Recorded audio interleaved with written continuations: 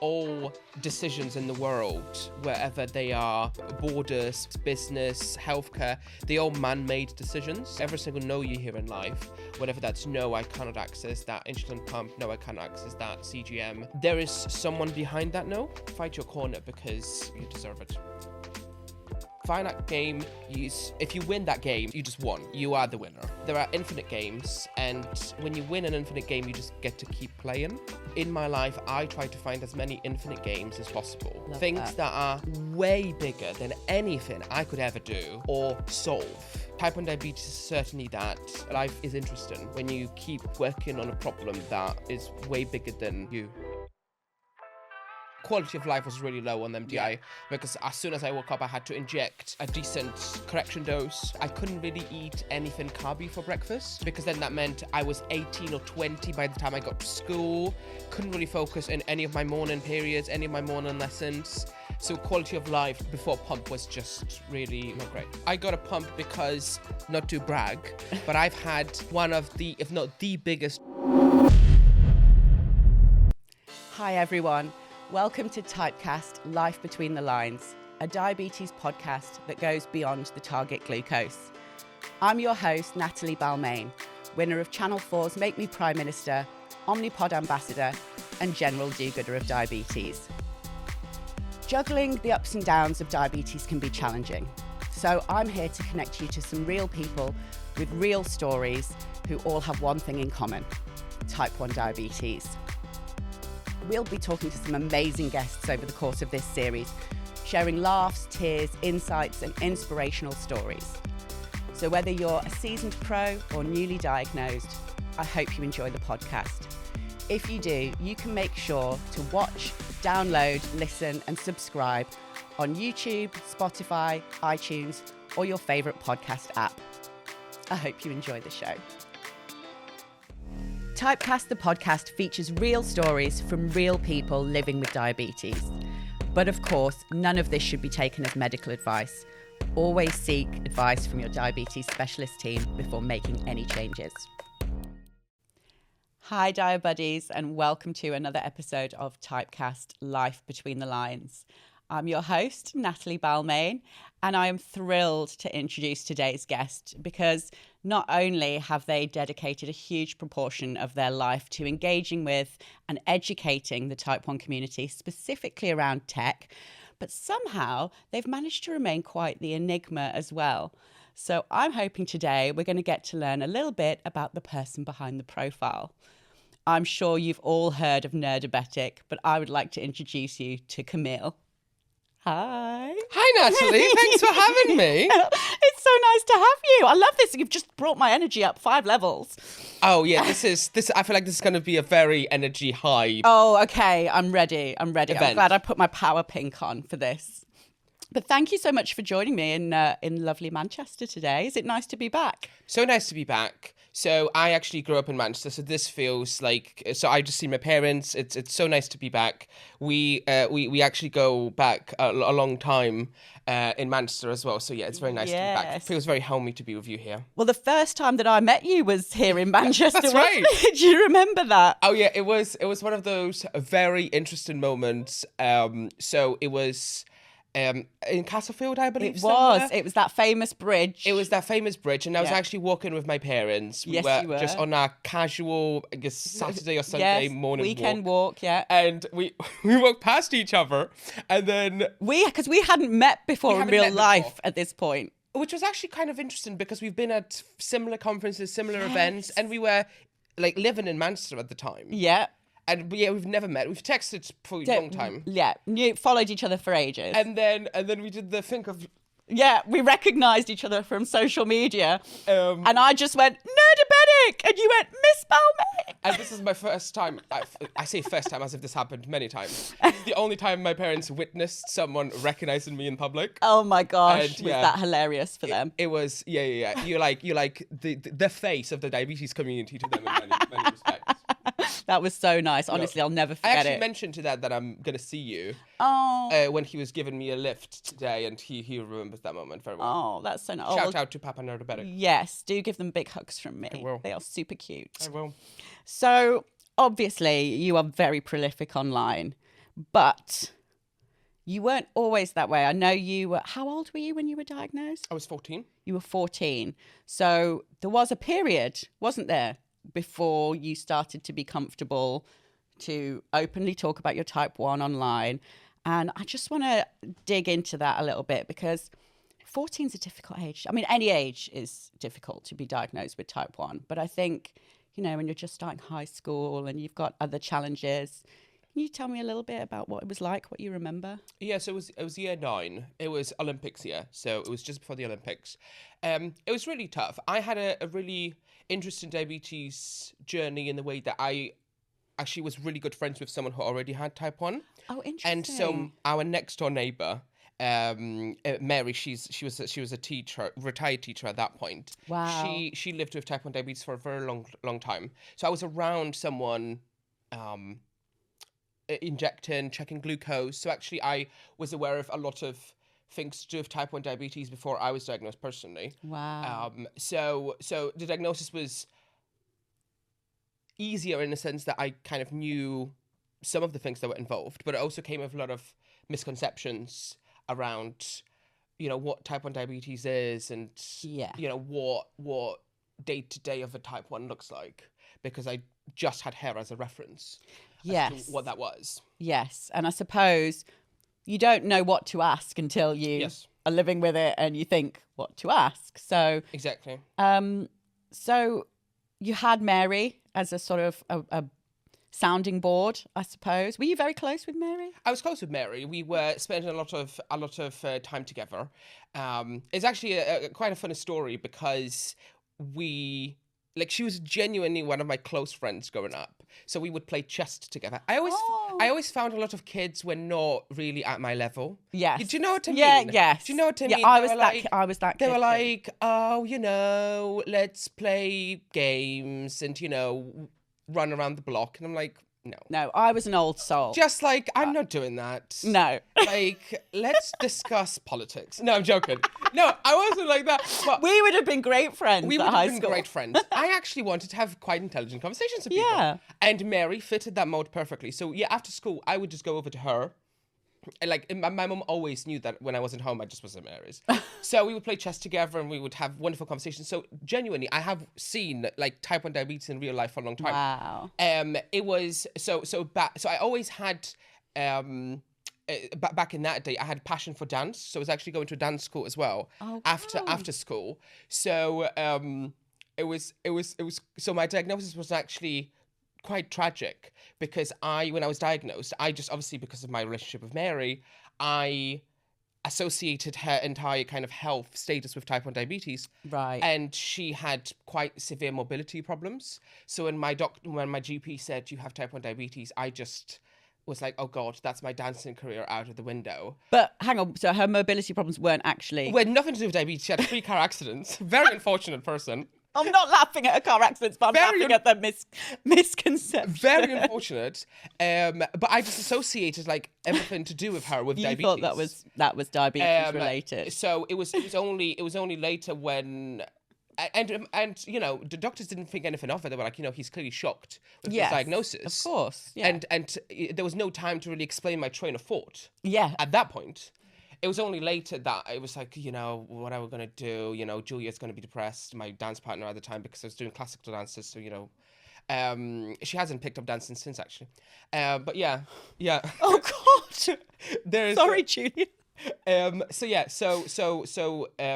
it was great to have someone who I knew, you know, diagnosed, but also came with some misconceptions. So at what point did you realise that the health... I can't remember. It was quite quickly. It was fairly quickly, okay. Quickly. But to your wider point, you know, for the first few years, you know, this sounds terrible to say right now, but, you know, I was checking glucose in bathrooms that I didn't want anyone at school, in high school, to know anything about my type 1. You know, I used to actually take insulin in places that, like, now I look back in horror. Yeah. That I thought that was something that I should do. You know, toilets break places that really were not appropriate to, But that's very relatable. Yeah, it is. That's very relatable. I mean, and injection in toilets, like I say that now and I cringe, but that's what I was doing for actually many years. I mean, I remember clearly going into a toilet in a bar or a club in my early years, and injecting in there, and I could hear somebody vomiting in the toilet next to me. I mean, it was really disgusting. But the fact that you kind of carry that shame or embarrassment enough to think that that's appropriate and to put yourself in that situation, whereas now I would go, oh no, you're not sending me off to a dirty bog. Yeah. Yeah, but it's really interesting, like retrospectively looking back at that, because I didn't really at that point, that just felt like, okay, that's the way I'm gonna incorporate diabetes into my life. Yeah. And it was clearly, not probably fully not accepting it in some ways, because I was not ready to see someone else seeing the real side of me, for lack of a better term. Yeah, if somebody sees it, then they're going to ask questions, and then you have to talk about it. Yeah. Yeah. And school's hard enough as it is, isn't it? Right. I mean, was school challenging for you anyway, without the type 1 added into it? I was quite good with academics. Yeah. In things that I liked. I always was, I liked to ask a lot of questions, and certain subjects I liked, certain I didn't. Growing up was, I mean, school is always difficult, right? Yes, 100%. So that's kind of, and Manchester actually is a very multicultural place. So I actually felt like I could meet a lot of really interesting people from all walks of background. So I really enjoyed the vibe of the city. So I felt very privileged to grow up here. That's so nice. That's lovely. So you've just said, you wanted to hide it, or, not necessarily have to face the reality of people seeing it. Do you remember when that changed, or why it changed for you? So it was TC, so it was technology and community. Mm-hmm. So I think it was it was a few years after I was diagnosed, it wasn't quickly, when I actually realised that there were many more people with type 1 than just the one person that I thought about. And like continuous glucose monitors were just kind of starting to be a thing. So I think it was, I used to say it was the technology, but in reality it was probably people wearing that technology. It was those two things together that I was like, wow, it's actually amazing that people out there are facing the same problems that I'm facing, asking the same questions I'm asking, probably finding that to many questions that we have, there are no right answers. Yeah. There are only right answers for you. And it was that moment that, made me realize, wow, there's a whole world out there that I just didn't know about. Yeah, I think that we'll never go on about it too much. It's just that engagement with the community, isn't it? When you first start to see other people, maybe in real life, or for me, it was doing a carb counting course. That was the first time I ever met another type 1 in real life. 4 years after my diagnosis. It's probably the same. It was Daphne in Manchester Central. It was, yeah. Same clinic. Yeah, yeah, exactly. Yeah. And I'm still friends with one of the girls that I made friends with. I did the same course. It was, wasn't it life-changing? It was very good. It was absolutely life-changing for me, not just for the education of what you actually learnt on the course, but like you say, just that seeing other people living with it, going through similar struggles, and kind of taking away that isolation of thinking, oh God, I'm the only person who has this problem. Right. I'm the only person who's not doing this right, or whatever it is, that you think you're doing. Because it was very long as well. It was like 5 days. Yeah.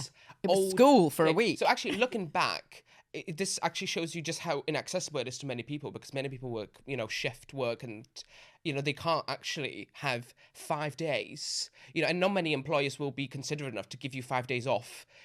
I think I had to book it off as holiday. Time. Yeah, many people do as holiday, but actually it just shows you how structured education probably, lives in the dark ages sometimes. Absolutely. And it is something that actually I've talked about a few times on this show with people, is either the amount of education that was available to them at the time, or just the access to it. And that seems really shocking when you think, you have to self-manage for the 99.9% of your time. So that sort of ties in very nicely to, you've just talked about when things started to change. Was there a sort of that kind of feeling in why you wanted to start your social media profiles and start to educate people? So, a few kind of answers to this. So, I had this kind of creative. So, my actual background is finance. So, not a very creative industry. And always say, if you're creative in finance, you end up in prison, which is certainly not what I do. So I've always had accounting for the mob. So I've always had this, like, I always needed to express myself creatively outside of that. Yeah. So whether that was the dance episode of my life that I mentioned. After that, I actually had a written cooking blog. Okay, I did not know this. Yeah, I did Junior MasterChef as well, which ended terribly. Like, it was something that I really like. Cooking was that kind of high school. My catering teacher put me up for it. I served raw chicken. It's not a good story. You know when you go into the pantry, like the to find the food, and then for the first time I've seen this grilled pan. Yeah, that was like, wow, this is amazing. Like this like high tech thing, and I used that instead of regular pan to fry my chicken breasts and. I couldn't anyway. Is that still available somewhere to watch? I want to see it. No. It was like the Manchester Junior Master thing. Right. Which was no TV cameras. It was like the pre-audition. Right. Okay. So thank God. And if there was, I would employ a legal team to ensure that video footage is not available. But do you know what? There's a little part of me that just really wants to see you like measuring out the carbs and stuff as you're cooking. Yeah. Like, sorry, this is typical day in the life of. It's true. So that kind of blog was actually tragic looking back probably. So what I would do is I would go on the BBC Food website. Oh, yeah. I'd go on the BBC Food website and I would find, so I've sold the domain now, coffeecooking.com, which I thought was quite a good name for it. That's good. So what I would do is I would go on the BBC Food website and I would find any recipe that I felt like I could reasonably do, and I would come up with a way of adding coffee to the recipe. So it was like steak with coffee sauce. This is right up my street because I live on caffeine. Well, I have seen that in the podcast studio actually. So to everyone watching, that is absolutely true.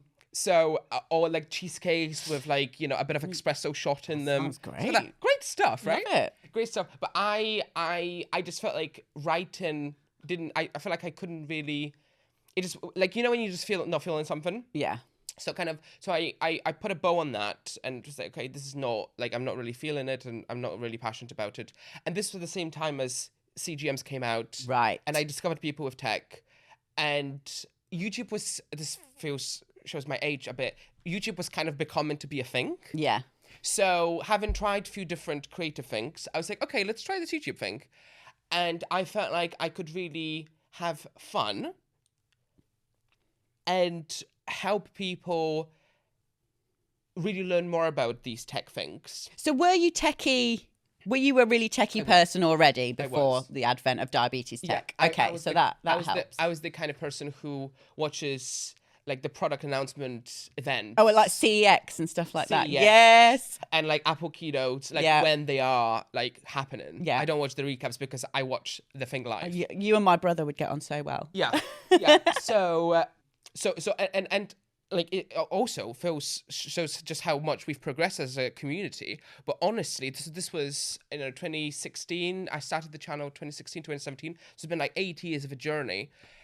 Back then, honestly, everything online was aimed at HCPs, at healthcare professionals. Like, there was next to no information that was actually like, okay, I want to go swimming with this. What do I do?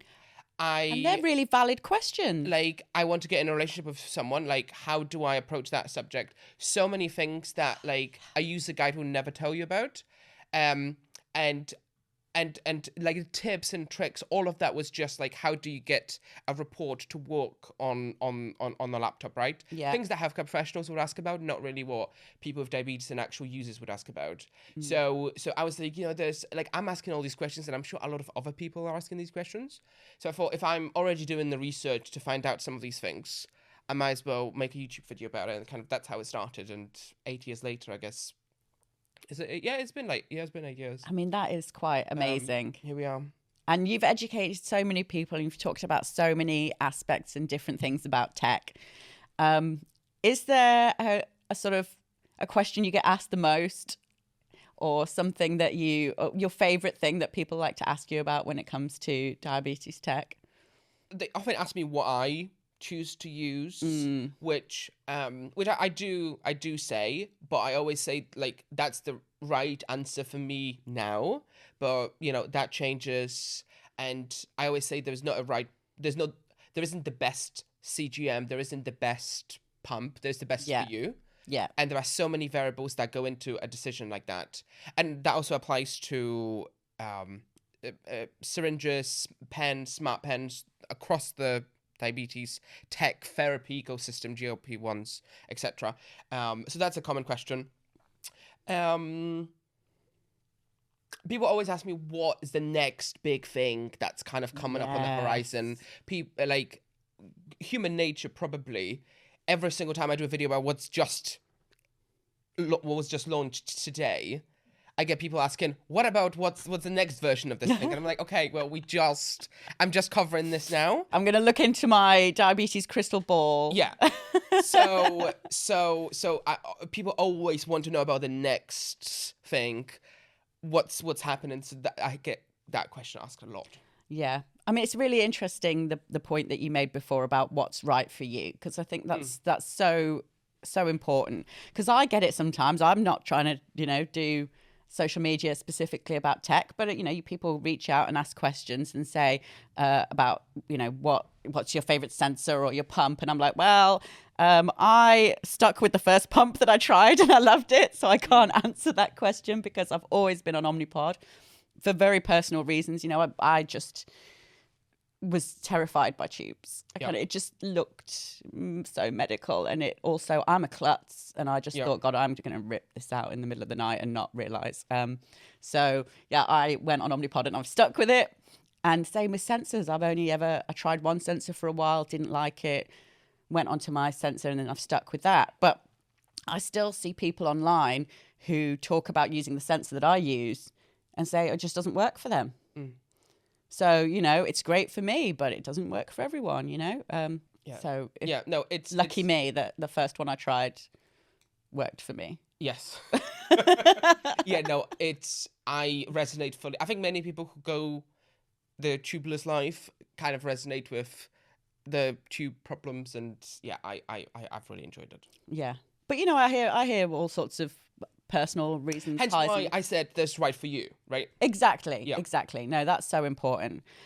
So obviously, you've talked a lot about the tech, and we know a lot about you as Nerdabetic, but obviously you live with type 1 as well. And, you live an everyday life doing things that every one of us does. So I just wanted to dig a little bit more into things like perhaps dating. Okay. Have you, I've had some interesting challenges, people saying things or not getting it or not. Have you had any interesting moments in your personal life? I'm just digging here. I'm just getting, I want everybody to find out about Kamil. So I always say I don't date. Okay. Like I just let life happen to me, because You're I think so much like me. I have not been on a date in a very, very, very long time. No, me very happily. Because diabetes is such a big part of my life, not just from a chronic condition perspective, but also YouTube, and so many of my friends have type 1 diabetes now. Like my social circle actually includes a lot of people from the community today. Obviously, YouTubing, helping people, working with charities is such a big part of me. I make it very, very clear to anyone I'm seeing, and it's just part of me. So if you have a problem with me, dedicating a certain amount of time to that, or wearing a device, then you're clearly not the right person. No, absolutely. I very much have the same attitude. And that's what I guess I was really interested in, because you are so open talking about it online and in the community.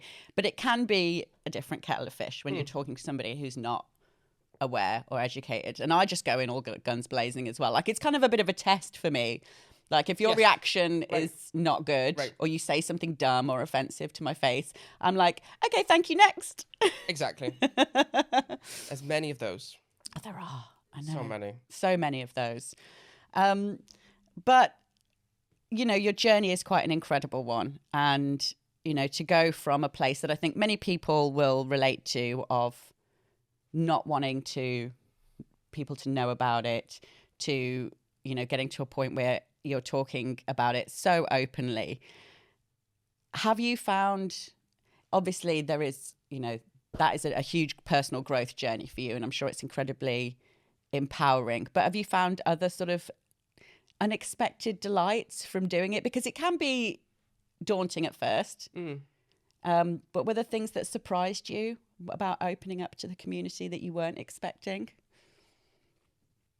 Probably a very cliche answer is the people. No, but it's so true. It's so true. Quite honestly, I have met some of the greatest people I have met in my life through the diabetes community. Some of the most passionate, caring, driven people. Yes. Driven by a purpose of actually being very genuine, very core, very humble. Honestly, some of the best people I've met in my life happened through the diabetes community, and it has tremendous impact on me personally. Yeah. I always, it's one of a very famous quote. You are the average of 5 people that you spend the most amount of time with. Yes. And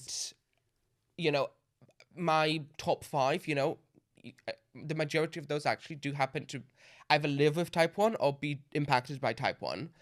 And that wasn't true when I was injecting in toilets in high school.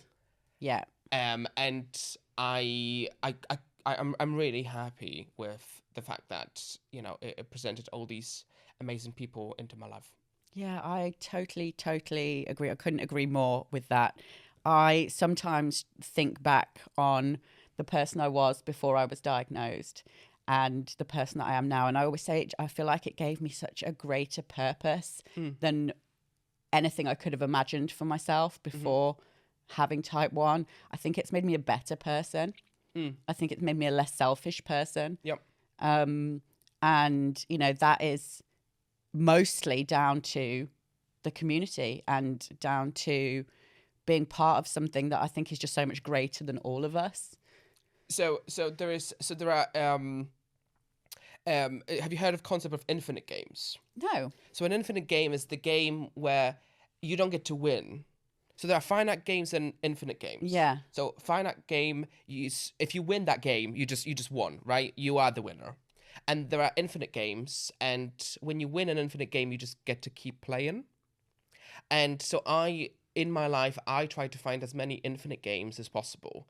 Things that are way bigger than anything I could ever do or solve. Yes. Things that are kind of unsolvable. And type 1 diabetes is certainly that. I think retail, finance, e-coms is a professional one like that. A climate change, I try to do as much, kind of try to get my head around that space. I just find in those infinite games because life is interesting when you keep working on a problem that is way bigger than you. Yeah, absolutely. And diabetes is absolutely one of those. I think for me as well, politics, I always kind of knew that a lot of the things I would advocate for, I would probably never see the benefit of that in my lifetime. But I know that if I advocated for it, then I can die happy kind of thing and go, you know what? Hopefully that does change in the future, and hopefully I did contribute to that in some way. Well, yeah, you did. So are you. So thank you so much for this chat. I think people are going to find this incredibly inspiring. But if it's okay with you, I'm not going to let you go just yet. Sure. We're going to have a quick break, and then I'm going to bring you back for a more light-hearted half of the episode. Sounds good. Great. All right, guys, don't go anywhere because we will be back with Kamil for part 2 of TypeCast after a short break. Since being diagnosed with type 1 diabetes back in 2007, I was determined not to let it get in the way of me living my life. But of course, living with diabetes is hard. You're doing the job of a pancreas. Now, I'd seen insulin pumps before, but I'd never really thought of myself as a pump person.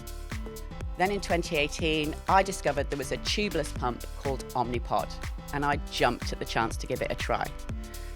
Using Omnipod gives me all the benefits of an insulin pump, but the freedom of living without tubes.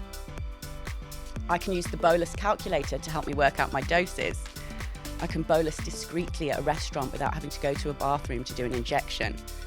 I can wear what I want without worrying about sticking tubes and the end of a pump up my dress somewhere. And all of this with the added benefit of one cannula insertion every 3 days instead of multiple injections a day.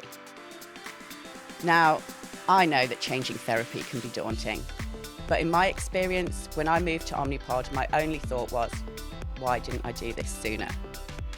So if you're thinking about giving Omnipod a go, you can order a pod experience kit from omnipod.com/typecast and give it a try today.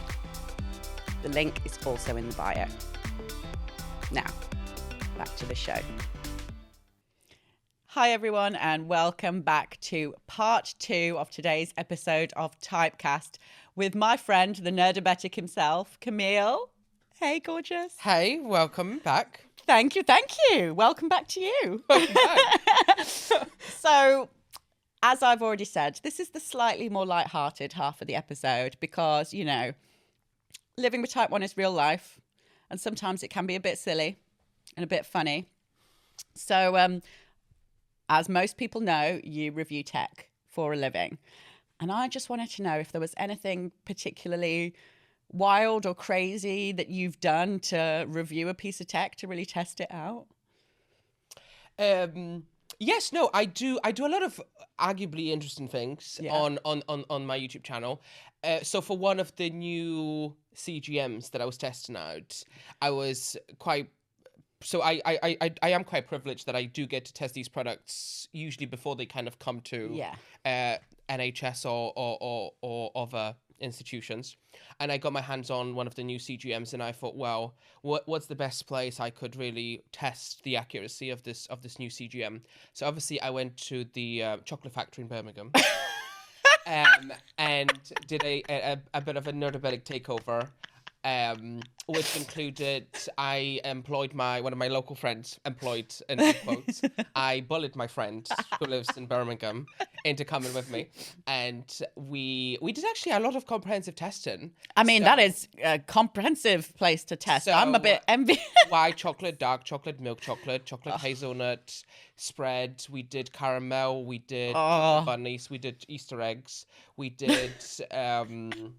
We did quite a lot. We actually, on a quite serious note, we went outside their car park, and she was with my phone because we were testing the Bluetooth signal. This is actually, I think, very useful information. Yeah, we were, and I was walking up and down the car park to test the Bluetooth range. Right. Okay. Because actually, you know, many people, you know, especially with kids, maybe a parent uses their phone and you want to know how far the child can run with the chocolate before the Bluetooth to the CGM breaks. Yeah.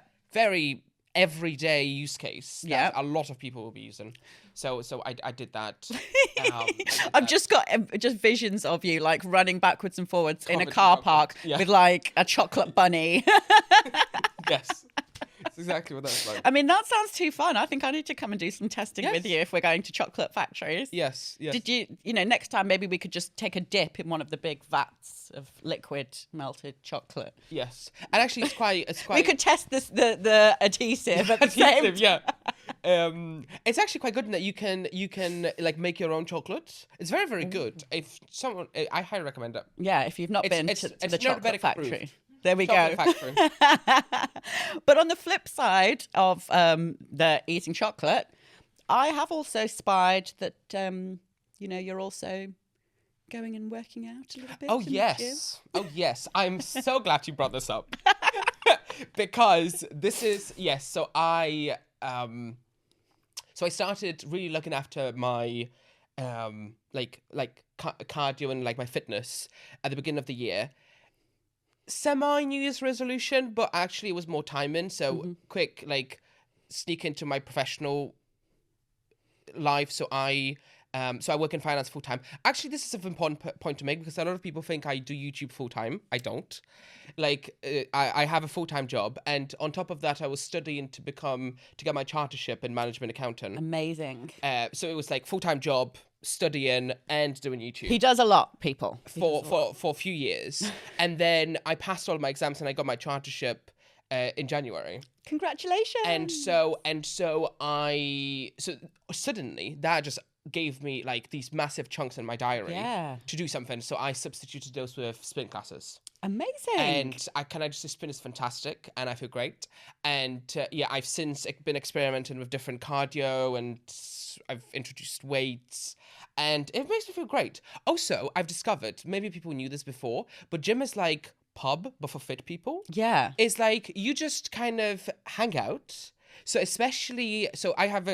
go to a decent gym. So we have like a sauna and, steam room and the whole thing.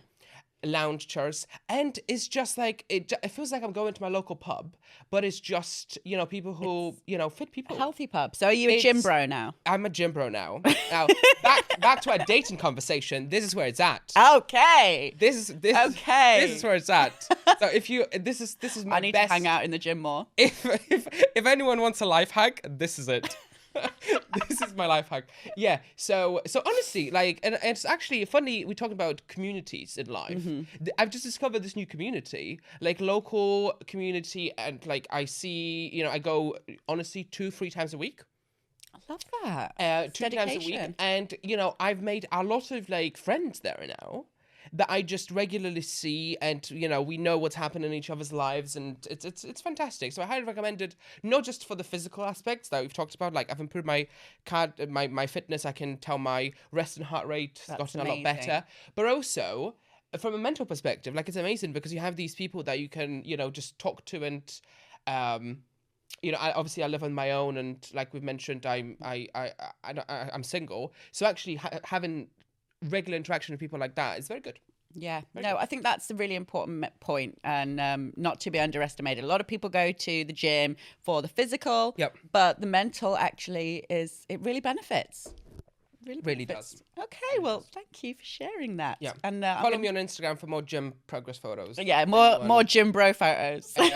Technology updates, train updates, and gym pictures. That's basically, I love it. If you need like a sound bite, I love that for this podcast. That's the sound bite. This is it. Okay, there we go. Have you got that, producers? Make sure the camera is rolling. Yeah. So I'm going to quickly roll us on to the next part. If you have a little look under the table in front of you, you will find a set of cards. Okay, yeah. So I'm going to ask you some quick fire questions, if that's all right. Every card is double-sided. Okay. So when I ask you the question, I want you to hold up your answer to the cameras. Yep. And also say your answer, because we do have audio only. Sure. Listeners. Actually, if you just listen to this, you're missing out on seeing me. So because Kamil looks fabulous. Okay, I know. I listen to podcasts as well. This is close up to the people who are just listening. I watch some podcasts I just listen to, right? And, you might be walking in the park, you might be train spotting, you might be in the gym actually listening to this. Whatever you do, and I would strongly, on the strongest of terms, advise you to stop and watch this.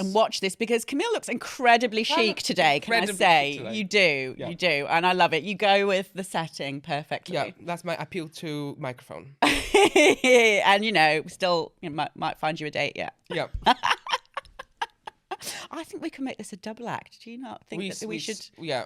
We should consider doing this full time. We should. Yeah. People of Manchester, watch out. Step aside, Anton Deck. People of Manchester. Yeah. Oh my God. Yes. Right. We like the yeah.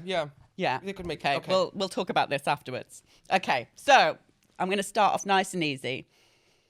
Pump or MDI? Pump. Yeah. Pump. Yeah. I think everybody has what works for them, but if you have never ever tried a pump, I highly recommend you try one. So the reason, I got a pump because not to brag, but I've had one of the, if not the biggest dawn phenomenon in the Manchester Diabetes Clinic. Oh wow! Yes. So for those of you who don't know, dawn phenomenon is when your glucose spikes significantly in the morning because of hormone production, and like, it was basically quality of life was really low on MDI because as soon as I woke up, I had to inject, a decent correction dose. Meant I couldn't really eat anything carby for breakfast. Yeah. Because then that meant I was 18 or 20 by the time I got to school. Couldn't really focus in any of my morning periods, any of my morning lessons. So quality of life, like before pump, was just really, really, not great. I mean, I still don't eat big breakfast because my ratio in the morning, like insulin to carbs, is so high. Like I need so much insulin. Yep. But my doctors initially at one point thought that I had dawn phenomena. But then we realized when I got a sensor that it didn't happen on the weekends. Okay. So what we realized it was that in the weeks when I was driving to work, it's my road rage. Oh my God. In traffic. I would get a cortisol spike, and that was it. I'd go from 7 to 17. If anyone from the NHS is listening, that should be on the pump funding criteria. Road rage. Road rage. Do you have road rage? You might need a sensor. But actually, it's a really good point you've raised because there are so many factors that impact your glucose. The days of when we thought it was just food are long gone. Yes. Long gone. Yeah, isn't it like 48 factors in total? Or something? 43? 43 that can affect. Oh, maybe there's 5 other ones that we don't know about. No, I know. Well, no, there are some that are, I guess female specific, Right. like, your time of the month. Yes, that's right. Yeah. Things like that. Yeah. So, yeah, I don't know where that falls in the 43, but Yeah. Okay. Next question. This is an easy one. Finger pricks or CGM? I'm going to say CGM. Nobody likes finger pricks. I'm going to say CGM. Yeah. I think there is need for both. Yes. There's need for both, but I would say understanding your overnight glucose. I mean, your overnight control alone is like a third of your day. So a third of your diabetes management is overnight when you're not doing it. So actually having visibility into what your glucose is like is huge there. For me, it was the trend. Yeah. Like the trend of like, you could be 4.5 and I saved myself from so many hypos. Depending on the arrow, like you could argue 3 very different decisions that you would make if it's 4.5 arrow up, flat, or going down, right? Those are 3 very different decisions that you would just not be able to make if you didn't have the arrow. Yeah, absolutely. I also kind of like, mine gives me a little warning. It tells me like, you're going to be 3.1 in 20 minutes. And I'm like, oh my God. Yeah. Okay. All right. Next one. Phone or text? Are you a caller or are you a texter? Ooh, phone. Yes. Phone. I like to chat on the phone. So I also text a lot. But I really enjoy, I think this is since the pandemic, really, since COVID. I just randomly call people. And my close 5 are used to this by now. Because when I first started doing this, they thought something bad is happening. Right? When you kind of out of the blue call someone. Yeah. But now, I just call Jean and, I just call people. I love it. Because I think it's just, it's very different experience to texting. Yes. Emojis and I think voice notes is somewhere in the middle, but I find voice notes better than text, let's put it that way. Yeah. But if I have the time and if it's someone I'm really close to, I do phone. I like to video call people. Yeah, that's also very good. But if I'm doing it when I'm walking the dog, then ultimately you're just getting a view of my chin because I'm just holding my phone here and you're just seeing me going. Yeah. So my parents only FaceTime me. They never, ever, ever call me to the point where it's actually, I love them. Well, I have the opposite problem because mine, they don't know how to answer video calls. Okay. Because you have to slide it. You have to, and they don't like it. So they like to just press the green and answer. So my dad never answers a video call. Right. I can phone him on video call. It'll ring out and then I ring on a voice call and he picks it up straight away. So he doesn't want to see me. I'm sure he does. Okay, next one. Insta or TikTok? Oh, Insta. Yeah, I love Insta. So, I don't have. Oh my! I feel like I'm gonna be cancelled now. I don't have a TikTok. Yes. I don't have a TikTok. It's just for me, and it's really interesting. I think different people use different socials, and I think each social media platform has a different focused and objective. So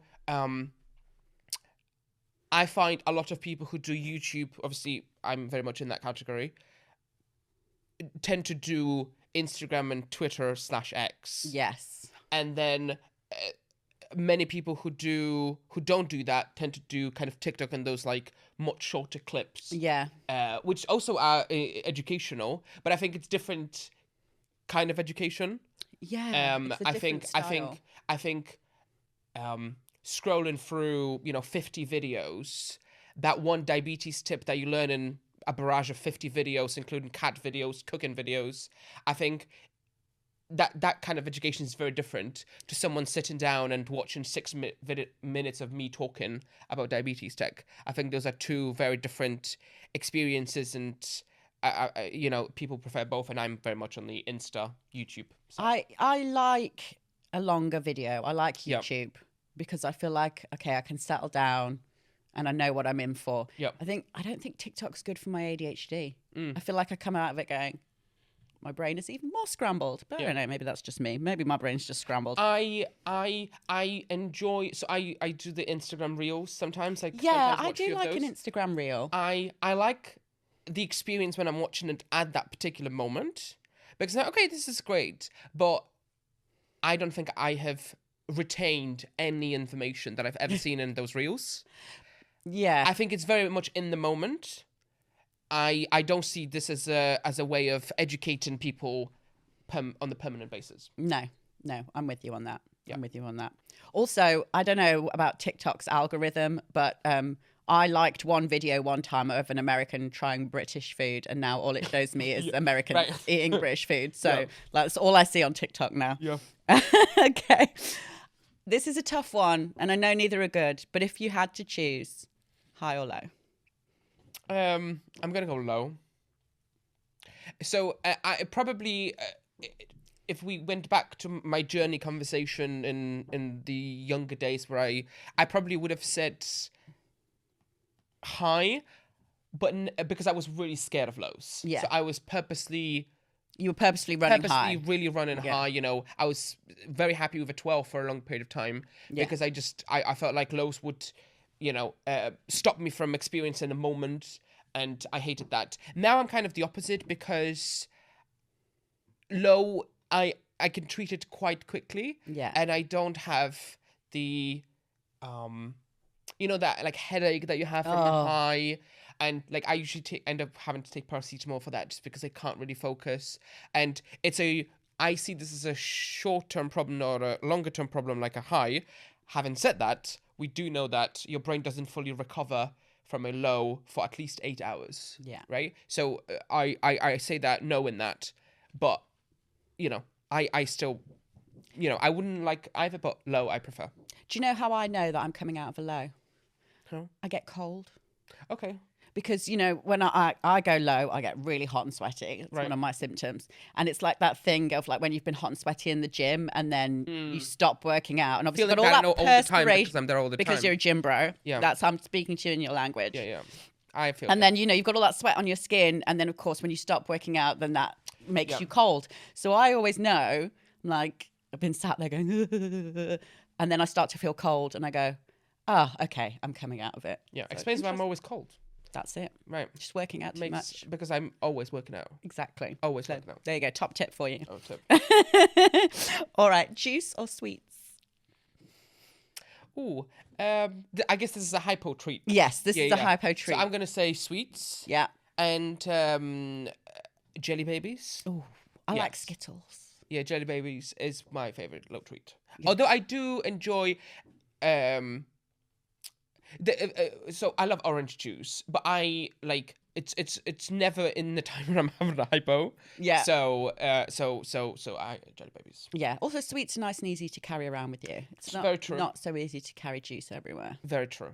A lot more portable. Yeah. Yeah. Yeah. Unless you get one of those like beer hats. Yes. Unless you get one of those straws in it. Okay. Fashion question, because you are so chic. Crocs or not? Not. Thank God. The fact that you had to ask me that. It's like... I'm just, throwing it in there. Some people surprise you, you know. No. No. I have nothing further to say. There is It's one of those things that like doesn't need explaining. You know, like oat milk in a latte, Shawn Mendes, like things that you don't need to explain to people. Yeah. It's like no. Yeah. No, well, you know the big red boots, those ridiculous red boots that the footballers were wearing for a while that just looked like cartoon boots? Oh, yes. Yeah, they've made Crocs versions. There are big yellow Crocs now. It's that ridiculous. Yeah. I will not be looking that up. I love you and respect you, but I will not. That's not one of the takeaways I will have from this You can trust me on that. Okay, last one. HbA1c or time in range? Oh, this is great. So I'm going to say time in range. Yeah. But this is a plug probably for me. Okay. So I have a thing. So time in range, I think, is a fantastic measure of glycemic control. Yeah. Much better than HbA1c. But I have another measure which I call time in happiness. So time in happiness is time in range plus mental well-being, mental health is time in happiness. So I kind of describe it as looking at so there's the phrase, obviously, person of diabetes, and I've been involved in the space, like I said. So I've been YouTubing for 8 years, but I've been kind of lurking and watching the community for a few years, so say 10 years. And I've seen the transition from diabetic to person living with diabetes. Mm-hmm. And I've always felt like sometimes we just did that to make it sound better without actually understanding the meaning behind it. So when I talk about time and happiness, I'm talking about the person with diabetes and highlighting the person in that, right? So when I'm talking about time and happiness, I'm talking what goals are you trying to achieve in life? How does diabetes fit into your overall life? Whatever that's, starting a new job, moving countries, wanting to start a family, dating, many things that we've talked about in this podcast. And how does diabetes play a part into that? So I've done a video recently called Time and Happiness, Paint Your Own Picture. So that kind of small docuseries, which I recommend people watch. I have a key ask there for doctors is asking every single person with diabetes that walks into their clinic, asking them, like, are you okay and what can I help you with? Yes. Like, let the person actually drive the conversation. If you're talking about tech as the first thing in your consultation, that's like, I think you started from the wrong place. Yeah. Because tech should be the tool that enables you to paint the picture that you want to paint, whatever that's, starting a family, making progress in your fitness journey. It should be a brush, not the painting. And so often we only talk about the brush. And that's just beautiful because it is so true, isn't it? It's so easy. And I hear so many people in the community talk about their self-worth and how they talk to themselves and how they feel about themselves is so often tied to that number. Yep. And actually that shouldn't be the case, and it should be the other way around, really. Like, you should feel good about yourself, and actually that might end up helping your numbers. Yeah. And they usually correlated, but they don't have to be. Mm-hmm. So I think many people listening to this would have experienced moments when your time in happiness would have been 95% because you're having a fantastic day, but actually your time in range might be a lot lower than that because they correlated to a degree, but that number doesn't define you. I get fits of the giggles when I'm low. In any way, shape or form. Okay. Just to throw that in there. So it's not always that I'm having a good time when I'm having good numbers. I do, bizarrely. Yeah. I get fits of the giggles when I'm low. Yeah. And to the flip of that, I have had many days where if I happen to...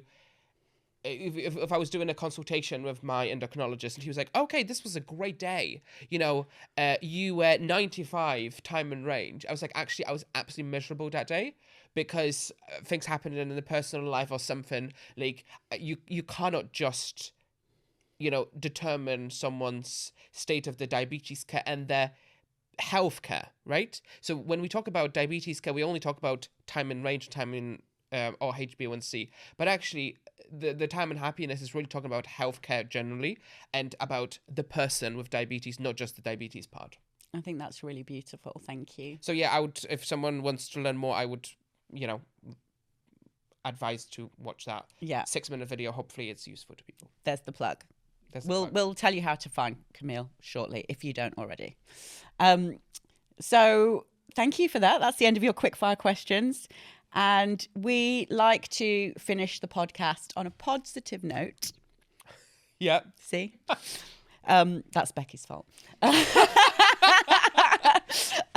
So have you got a favourite motivational quote that you would like to share with the class today?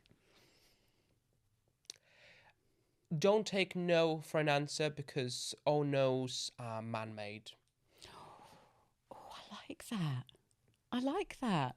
That is fabulous. And that is such a great message, actually, for advocating for what you want and what you need in terms of looking after yourself. Yeah, I think if you boil it down, all, and this is a much wider point, all decisions in the world, wherever they are, borders, whatever they are, on politics, business, healthcare, they all man-made decisions. Yeah. And sometimes we forget that all decisions are man-made decisions. So every single no you hear in life, whatever that's no, I cannot access that insulin pump, no, I cannot access that CGM, there is someone behind that no. Yeah. So, fight your corner because, you deserve it. Yeah. I say something very similar, actually, especially when I talk about politics and people say, oh, well, this is just the way that it is and it can't be changed. Yeah. I always say something that is man-made can be man-changed. Amen. So thank you. Thank you for sharing that. And for anybody who doesn't already follow you on social media, can you let us know where they can find you? Yes. So Nerdabetic at YouTube. You can find me there. And I'm also on Instagram and Twitter/X, all Nerdabetic.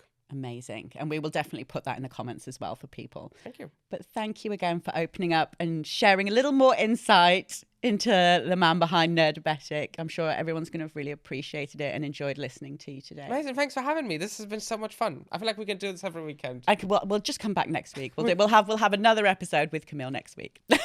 Thank you.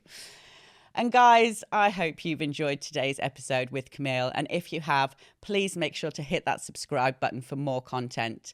And of course, if you would like to appear on an episode, you can email us at typecast@intellect.com with your name, age, location, and what you'd like to talk about. Or if you'd just like to share a funny story, please do get in touch on our socials or just give us any feedback. And until next time, guys, don't forget your time in happiness. It's important.